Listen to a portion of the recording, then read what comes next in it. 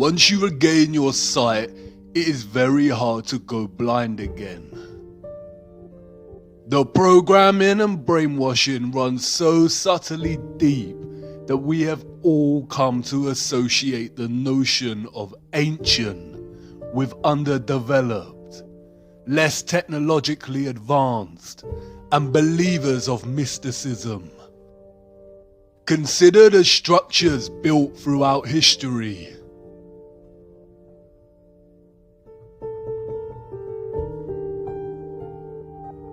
The ancient fortress of Ollantaytambo in Peru.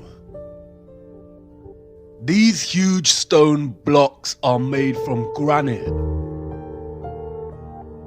They weigh between 40 and 120 tons, or between 36,000 and 120,000 kilograms. The world record for the deadlift in the weightlifting world is 500 kilograms. So how did the Incas transport this granite to such a high altitude location? Look at the way the stones fit so neatly together like jigsaw pieces. How did they cut granite with such precision? Look beyond the stones. Who were these gigantic steps made for? And by who? Babalovo Palace and its bath. This bath was allegedly created from a 160-ton piece of granite. 160 tons is 145,000 kilograms. The bath structure today weighs 48 tons, or 43,000 kilograms. They say it took the artist 10 years to create. But look, how perfect its curved structure is, and the upper rim of the bath. Yeah, right. No matter what fabrication they attach to this, creating such a structure by hand is impossible without advanced machinery. Alexandra Column, erected in 1834. The column is a single piece of red granite. It weighs 600 tons, or 540,000 kilograms. Again, how did they lift this in the 1830s? And how was it carved to such perfection? Look at the intricacy displayed in the statues of Capella San Severo. These were allegedly crafted in 1753. It is obvious this is not handcrafted. Cutting through a single piece of pure marble with such perfect precision and attention to micro detail is impossible without some kind of advanced machinery. History as we know it is a lie. These all point to civilizations with advanced technology. The photographs of Stonehenge and the Temple of Abu Simbel tell us to be skeptical of other historical structures, such as the pyramids. It is likely that the pyramids are not as old as we are told, and they could have been constructed by anybody, and at any time during history. It is likely that they were all constructed more recently with two primary purposes in mind: to deceive us, and as a ritualistic place of worship, honoring their satanic gods. The first power tool, we are told, was not invented until 1895, and the first electric lamp in 1879. So how was this architecture crafted and constructed?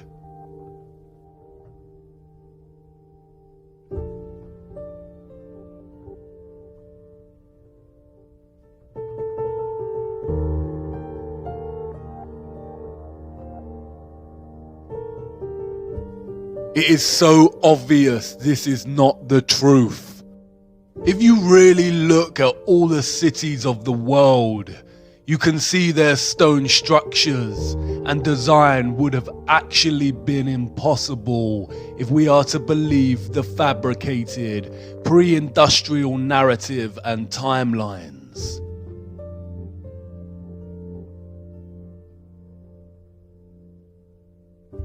There is an abundance of compelling photographic and structural evidence suggesting that the civilizations of the world experienced a cataclysmic mud flood in its recent history, which buried many cities.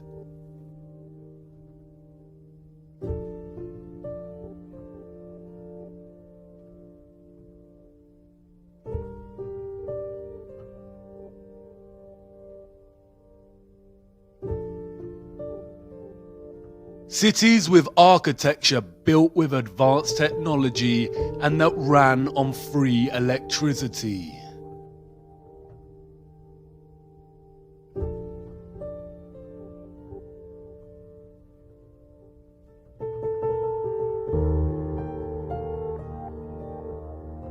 There also exists evidence of a worldwide nuclear war somewhere between 1780 and 1815.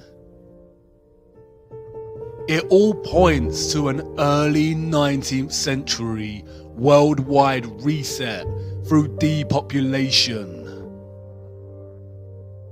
We also see old photographs of nigh-on deserted cities and of birthing stations and orphan trains, suggesting they needed to repopulate large areas of the world at some point.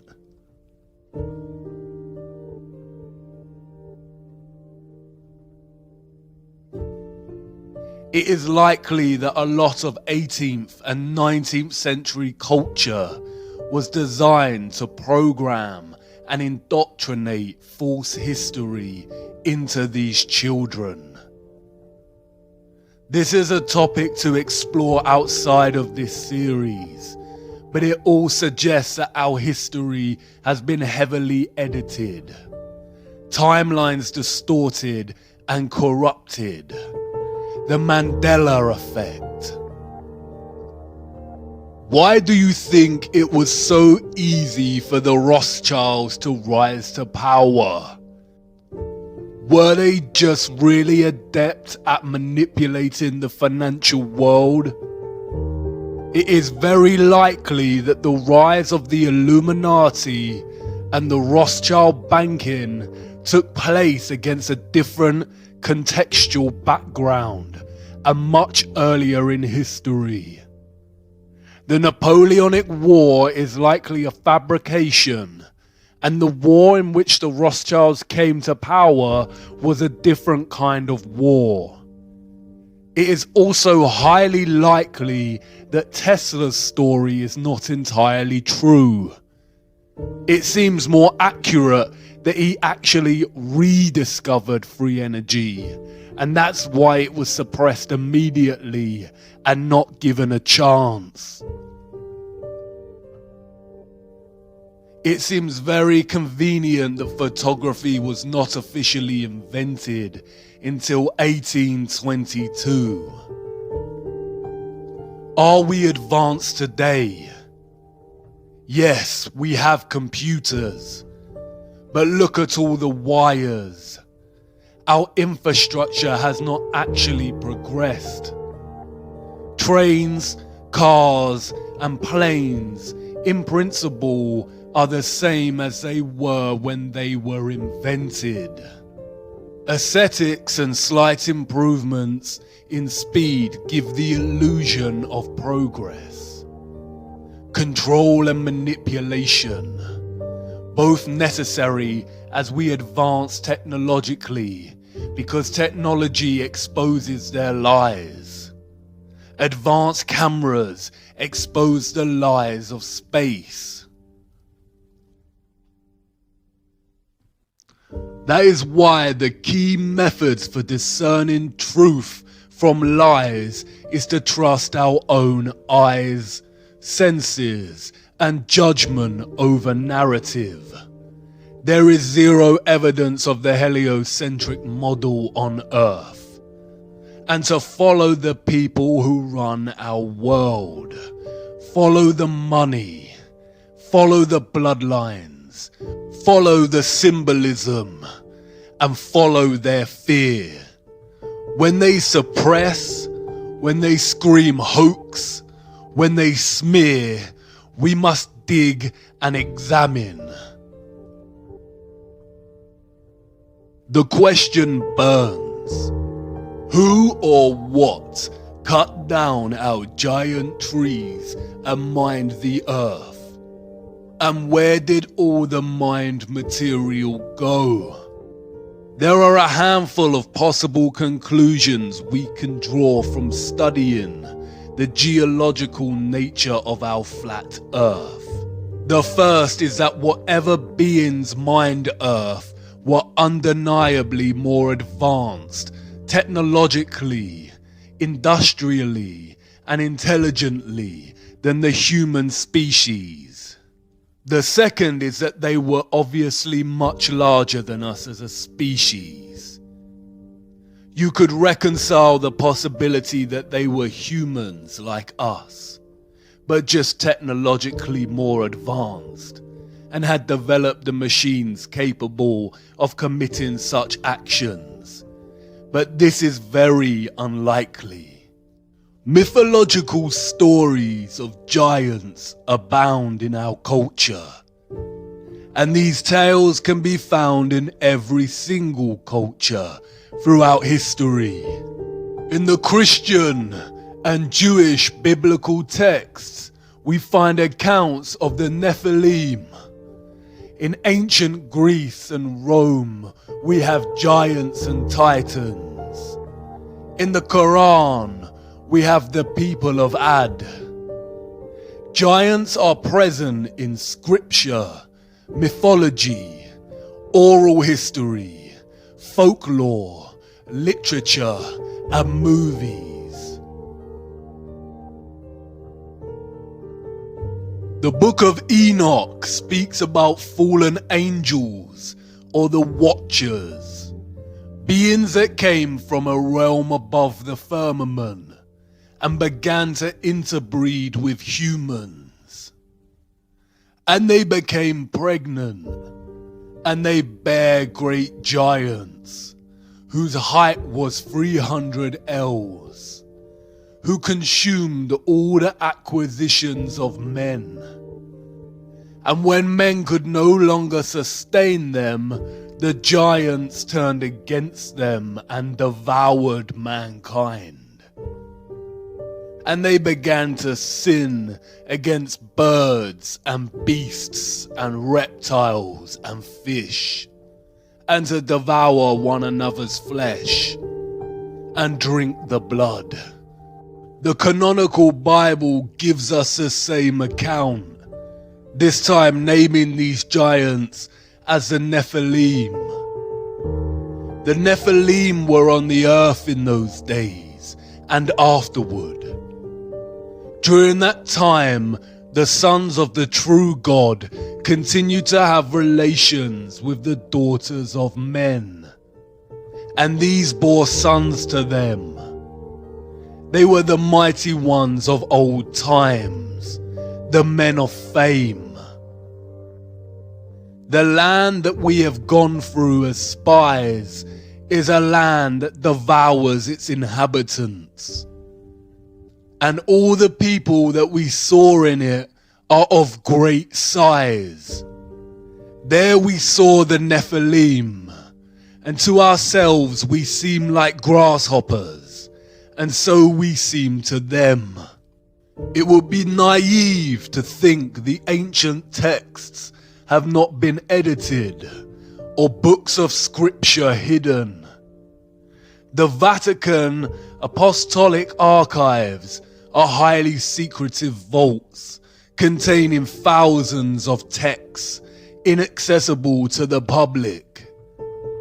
Even Wikipedia gives credence to the enormity of these vaults, stating that they contain 53 miles of shelving. What is important to remember is that the biblical texts also contain chronicles of their God, of their Lucifer. The deeper you travel down the rabbit hole, the more these texts surprisingly align with the reality of our world and offer insight much better than any corrupted field of science. The Nephilim, we are told, were the nuclear weapon of Satan, full of destruction, wickedness, and corruption. They corrupted human genetics and were destroying the earth.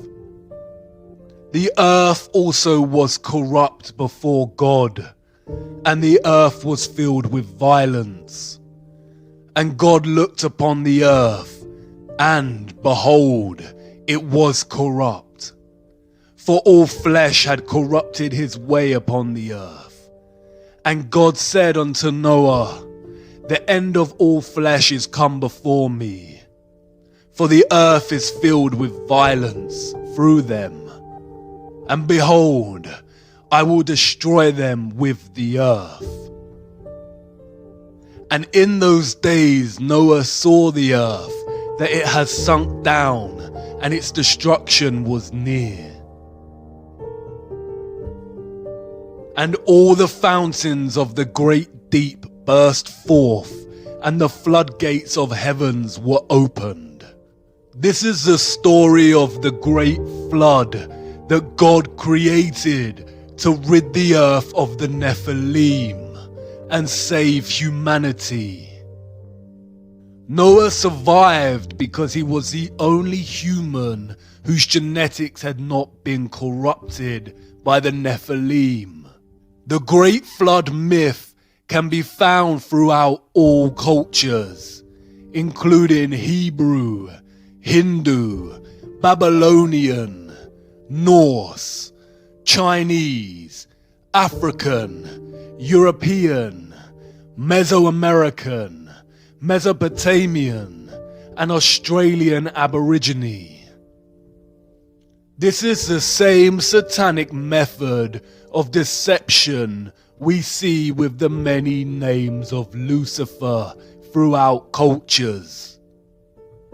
There is one true historical account of what happened before and during the Great Flood, but the account has been mythologized and fragmented in order to deliberately deceive and confuse. People are less likely to gravitate towards mythology when the scientists are pushing mathematical bamboozlement. The geological and natural world cannot be edited. The truth only suppressed and manipulated through narrative. These wonders provide undeniable evidence of large-scale mining of Earth. They fear us discovering the anomalies, the pieces of history they cannot cover up or overlooked when creating their false narratives. Advanced cameras prove that there is some kind of water surrounding our firmament above, and the tremendous mining of land under the oceans indicate that at some point in our history, the earth was indeed sunk down and being destroyed by a species much larger than humans. Impact craters are found everywhere. There are 190 spread across Earth. We are told they are caused by debris and meteorites from outer space. But look closer. Any geologist worth their salt would immediately ask the question, where is the remaining meteorite rock? If a meteorite of 160 foot in length crashed into Earth, then where did it go? Of course, they tell us that the meteorite mostly vaporized upon impact due to its speed. The same story over and over again. Claims that no one can actually prove. Continually putting all our faith in the priests of atheism. What are these craters? They do not appear to be quarries. There is no stepped, tiered patterns of barbaric gutting. Perhaps some were old excavation sites. But look closer at the circular, upturned rim of these craters. Now look at another wonder of our world. Geysers. Springs that occasionally eject turbulent torrents of water.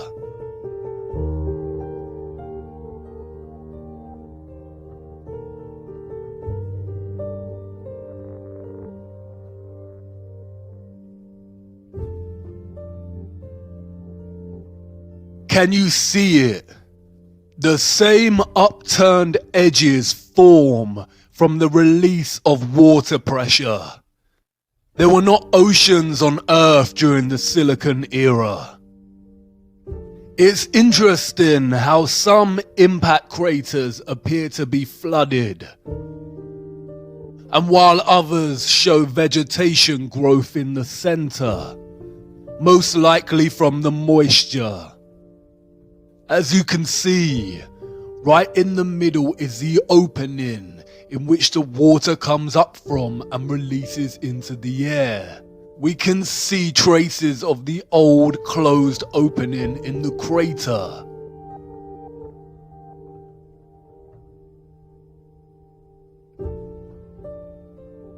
The microcosm and the macrocosm. In the biblical model and ancient stories of the Great Flood, the waters came from above as the vaults in the firmament were opened, and from below, from a place called the Great Deep. The Great Deep in the biblical model is not the oceans.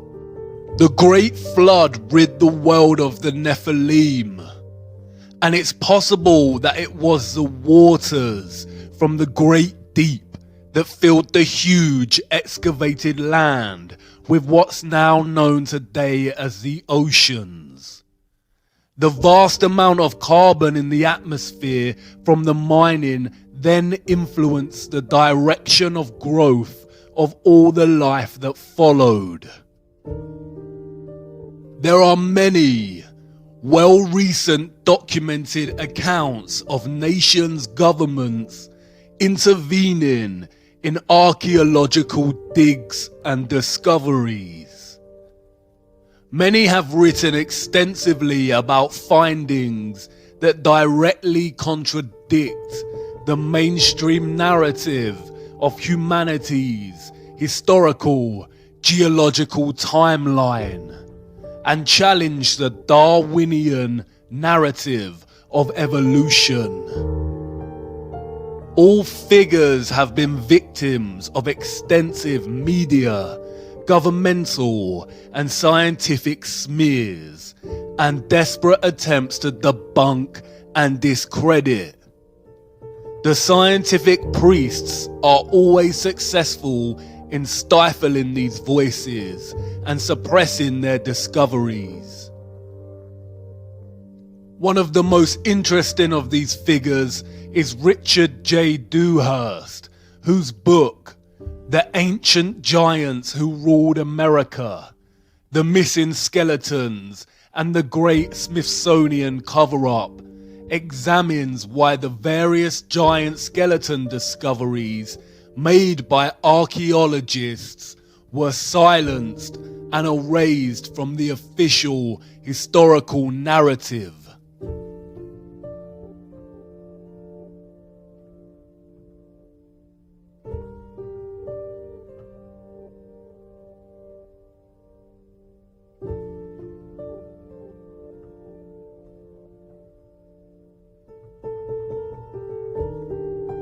The idea of giants or of the Nephilim existing in our past seems stranger than fiction.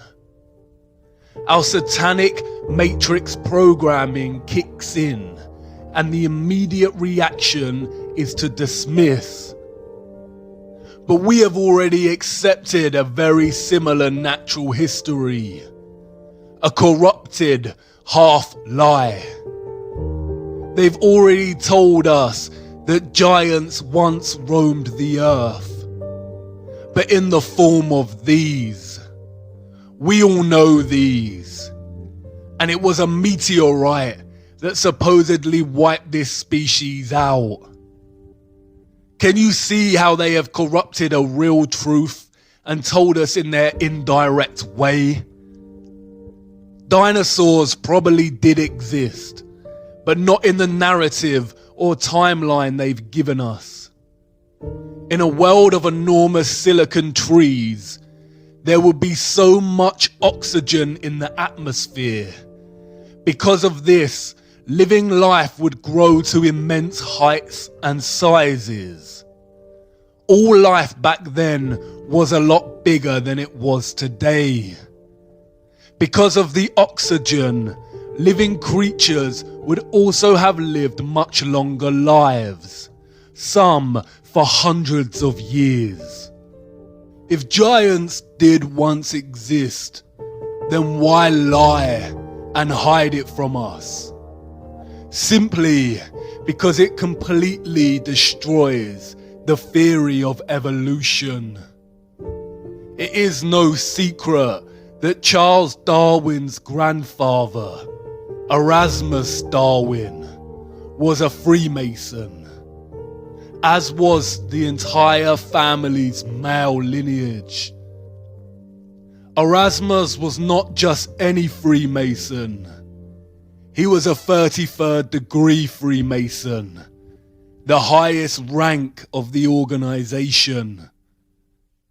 The number 33 is highly satanic, used throughout their symbolism and rituals. Not only do the numbers produce their beloved 6 when added together, but 33 is also a direct allusion to the age Christ was when he was crucified, always mocking that which directly opposes their God. Darwin's theory of evolution is just that, a theory. The double standards are outstanding. Darwinism has always carried the title, the theory of evolution, just like gravity is the theory of gravity.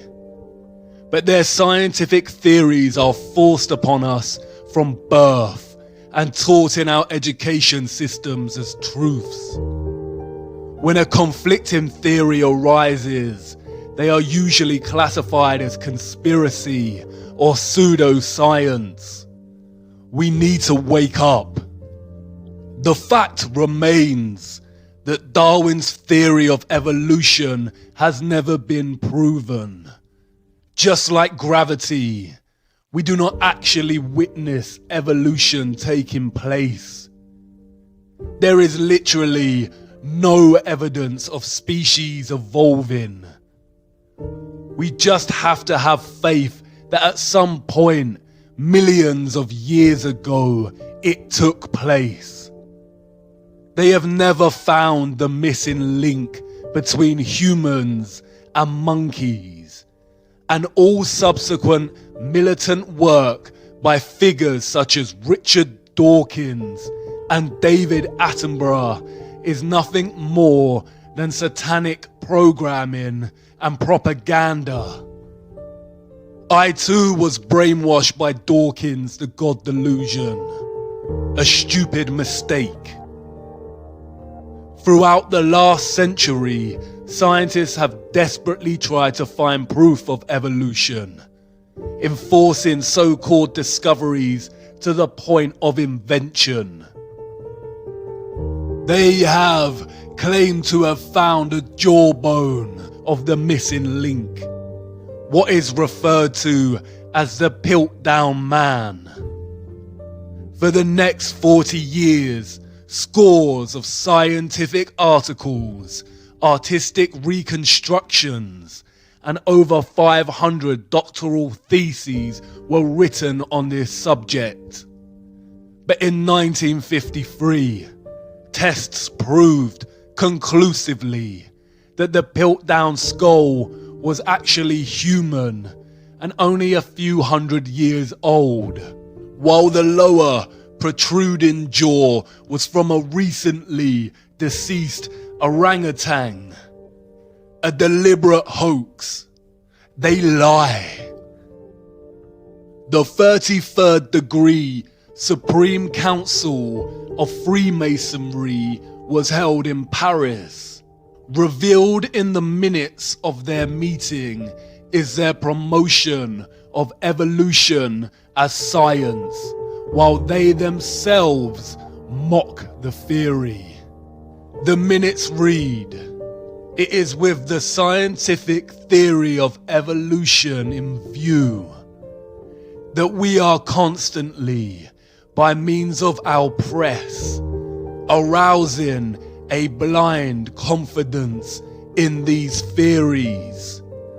The intellectuals will puff themselves up with their knowledge, and without any logical verification of them will put into effect all the information available from science, which our agenteur specialists have cunningly pieced together for the purpose of educating their minds in the direction we want. Do not suppose for a moment that these statements are empty words. Think carefully of the successes we arranged for Darwinism. Darwinism had two objectives. The first, to dislocate the notion of creation as a real possibility, much like heliocentrism. And the second, to create social Darwinism, the idea of superior races and social classes, propelling humankind into some false belief that they must succeed and beat all competition. Social Darwinism became one of the driving ideologies behind fascism, communism, capitalism, and eugenics. It is in direct conflict with the teachings of Christ. Real consideration needs to be given to the reality of the Luciferianism at the heart of the entire social, economic, cultural, and historical fabric that governs our everyday world.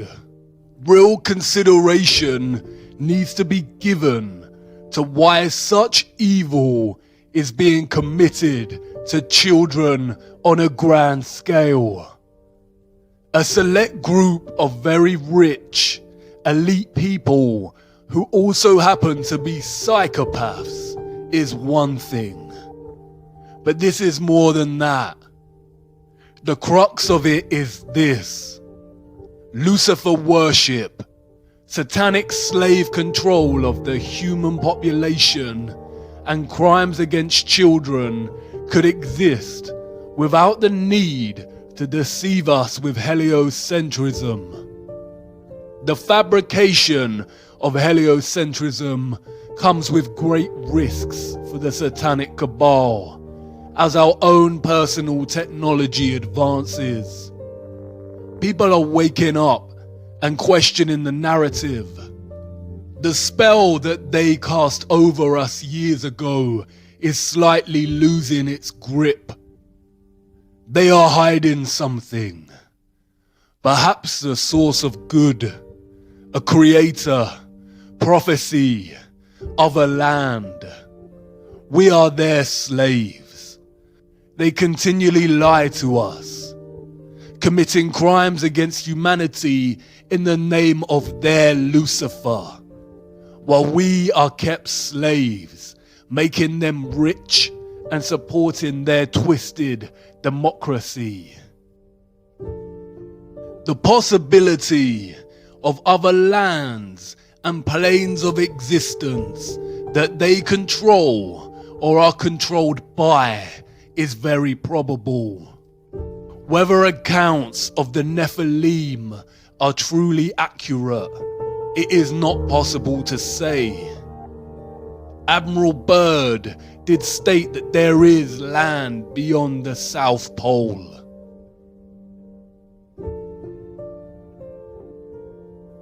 Old maps written off as a hoax or inaccurate show other land, extra territory.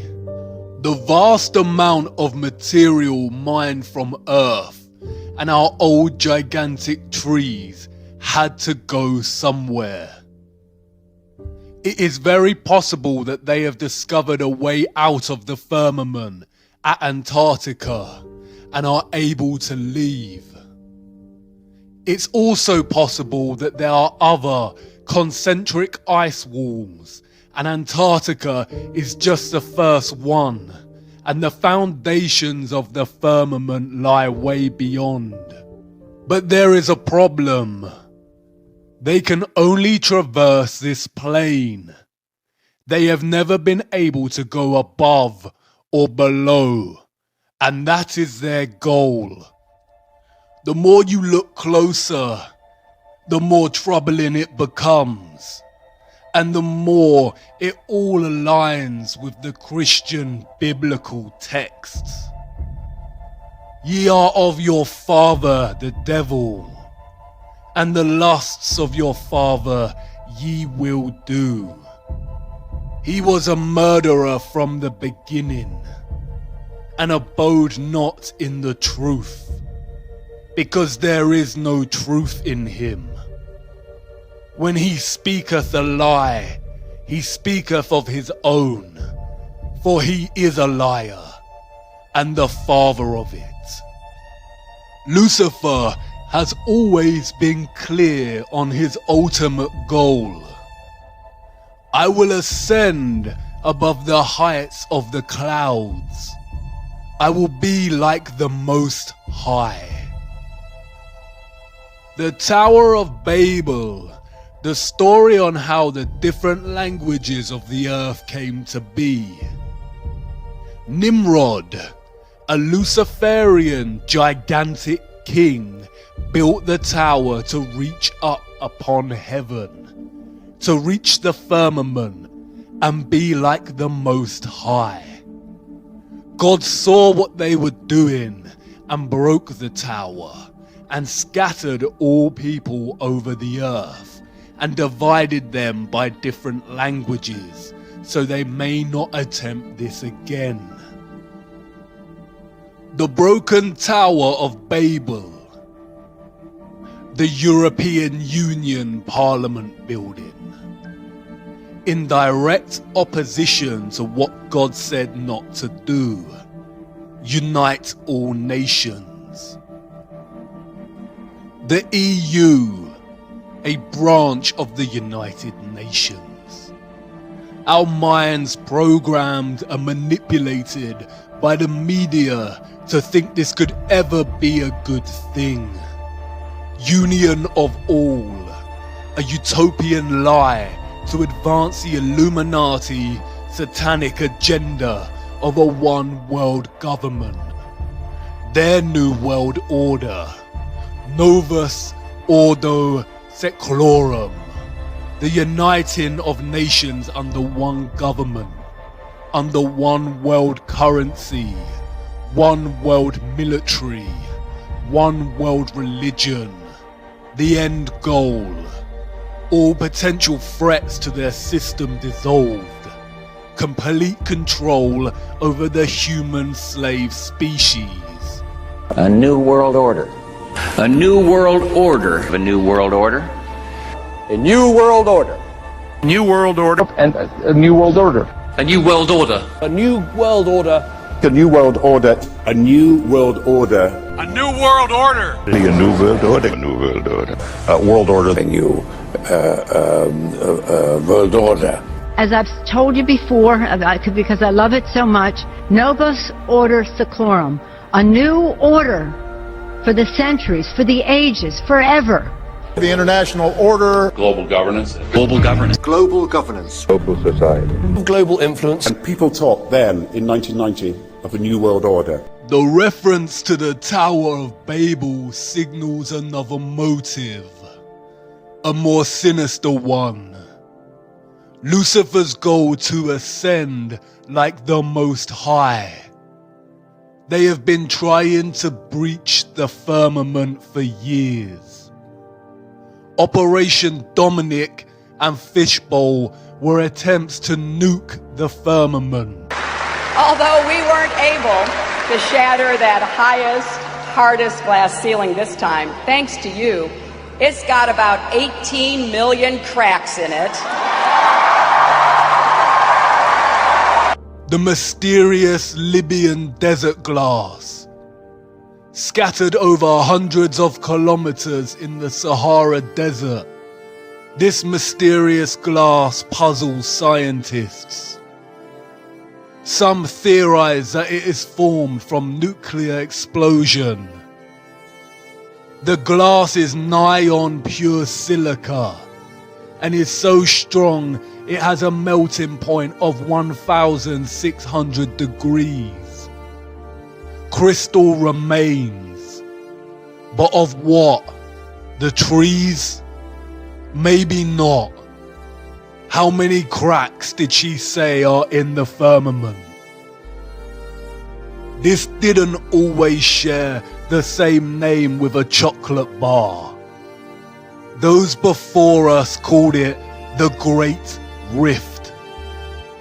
The ancient Greeks said it was a great path of destruction left by Phaeton, who tried to guide the chariot of Helios, the sun god, across the sky and lost control before being struck down by Zeus's lightning.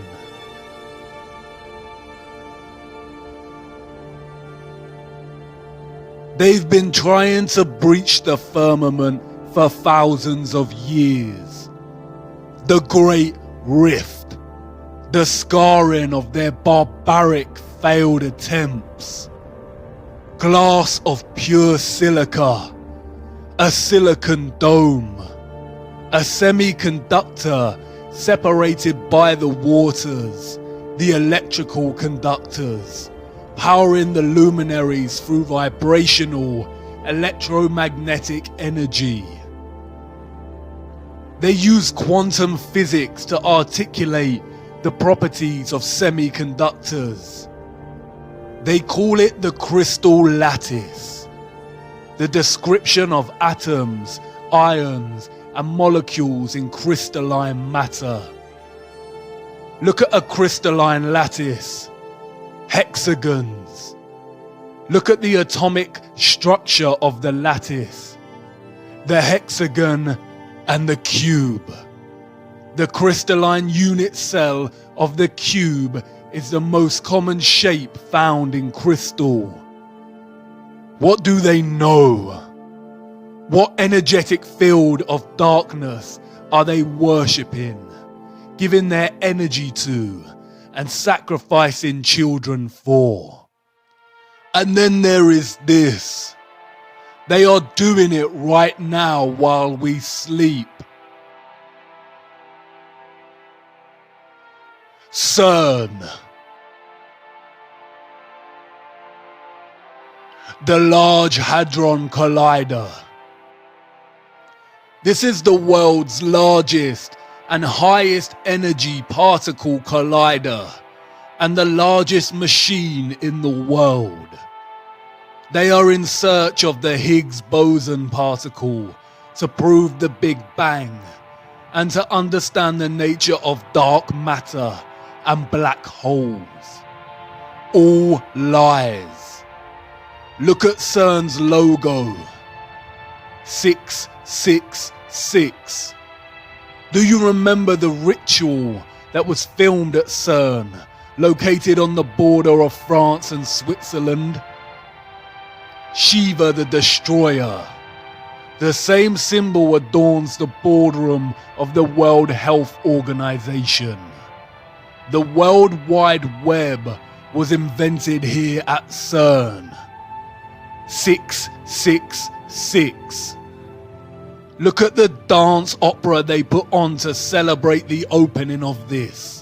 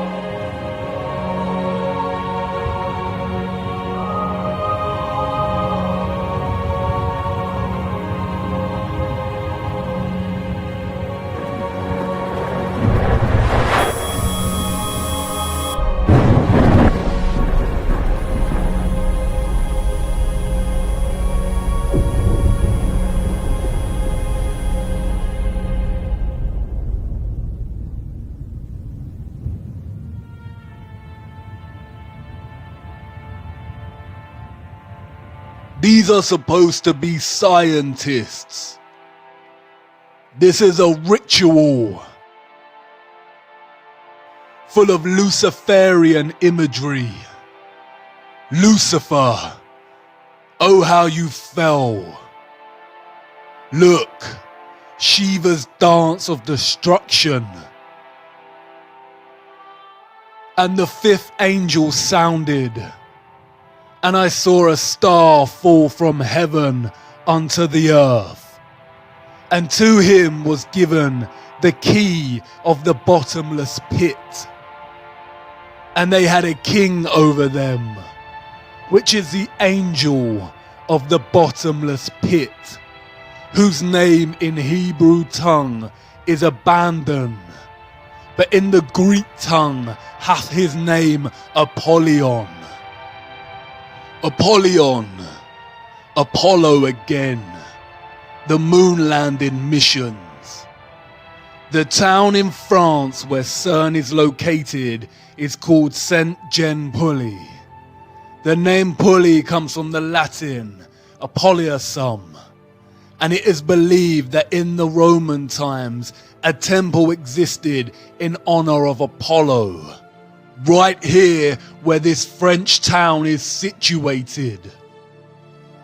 And the people who live there believe that it was a gateway to the underworld. What did God banish to the bottomless pit? The souls of the Nephilim. You've seen this geometry before. The 8-spoked wheel. It is the wheel of time.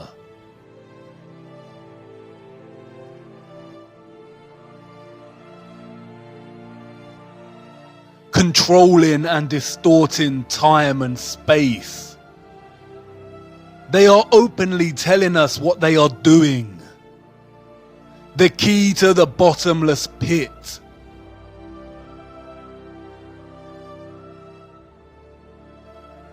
They are trying to open a portal to another realm or bring something out into our realm. The bottomless pit. They are trying to let something out. And the Pope is ready to welcome extraterrestrials.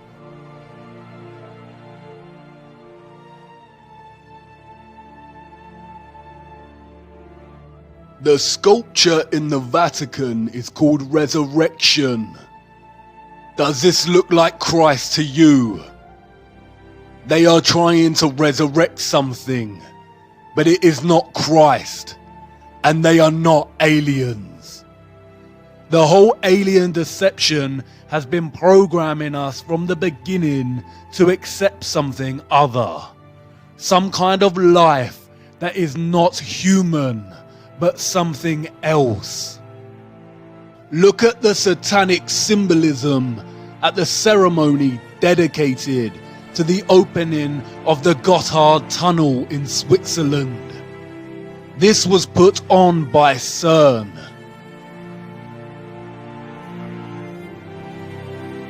Did you really think it was just a stupid Netflix series? And look who it is. Up to no good. Alice. Desperately trying to go into or get out of Wonderland. They are telling you what they are doing with Alice.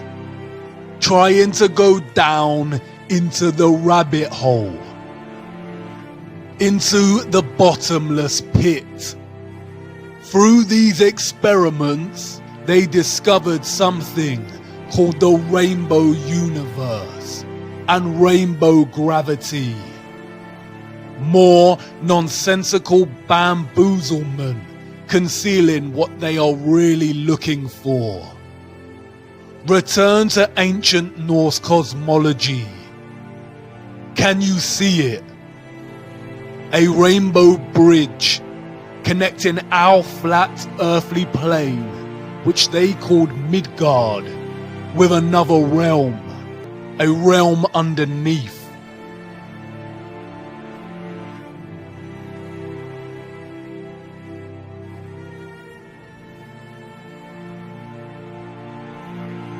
You did not notice the enormous trees before, did you?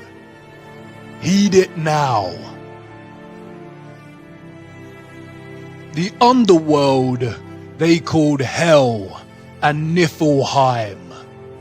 Niflheim is very similar to the word Nephilim. Hell is the same biblical hell, or what the ancient text called Sheol. The Rainbow Bridge also connects to Valhalla, the city of Asgard, or what is known as Heaven. A path to ascend to the Most High.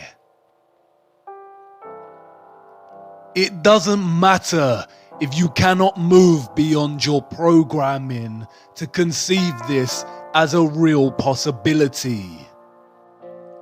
It doesn't matter if you believe in it. What matters is that they do believe in it, and they rule and own you. Stranger than fiction, a paradox. The deeper down the rabbit hole, the more upside down everything becomes. and yet it all starts to make sense. Do you understand the enormity of their lies? The human slaves of Earth, being fooled into thinking they are a random product of coincidence on a lonely rock. Learning this at such a young age and never giving it another thought. Fed to the brim with Hollywood fantasy movies, so the actual world lost its colour.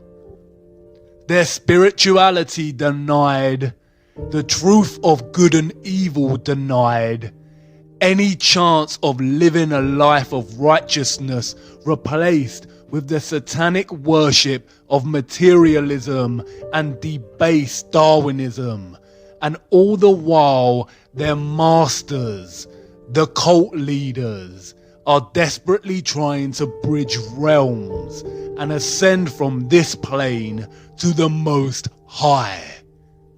What will it take to wake humanity? While they are sleeping, this is happening. The tower is being rebuilt, and the little freedom we had to begin with is vanishing. The dawn of their new world order is coming.